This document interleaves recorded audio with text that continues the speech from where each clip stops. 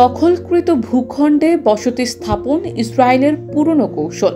পশ্চিম তীর, পূর্ব জেরুজালেমের পর এবার সেই একই নজির দেখা গেল সিরিয়ার গোলান মালভূমিতেও। সামাজিক যোগাযোগ মাধ্যমে ছড়িয়ে পড়া একটি ভিডিওতে দেখা গেছে একদল ইসরায়েলি তরুণ বসতি স্থাপনকারী কুনিত্রা প্রদেশের বীর আজাম গ্রামে প্রবেশ করে কাঠের ছাঁচে কনক্রিটে ঢালছে। তাদের পরিকল্পিত বসতি ইউনিটটির নামও ধরা পড়ে, নেভে হাবাসন। 1967 সালে দখল করার পর ইসরায়েল ওই অঞ্চলে সামরিক ঘাঁটি, কৃষি প্রকল্প এবং একের পর এক বসতি গড়ে তোলে। আন্তর্জাতিক সম্প্রদায় বারবার এটিকে অবৈধ ঘোষণা করলেও 1981 সালে ইসরায়েল একতরফাভাবে গোলানকে নিজেদের ভূখণ্ড ঘোষণা করে। ন্যাচারাল ব্যাকটেরিয়ালাইসিসের সুরক্ষায় ফ্রেশ ও অ্যাক্টিভ সব সময়। এখন ধুলাবালি, জীবাণু, ঘাম ক্লিন বোল্ড। রিমার্ক।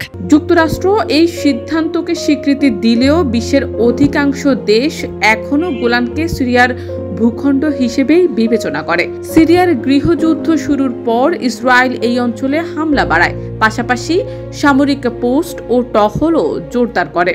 এবার সরাসরি নতুন বসতি নির্মাণের চেষ্টা করে ইসরায়েলি তরুণদের এই পদক্ষেপ মধ্যপ্রাচ্যের অস্থিরতায় নতুন করে উদ্বেগ তৈরি করেছে।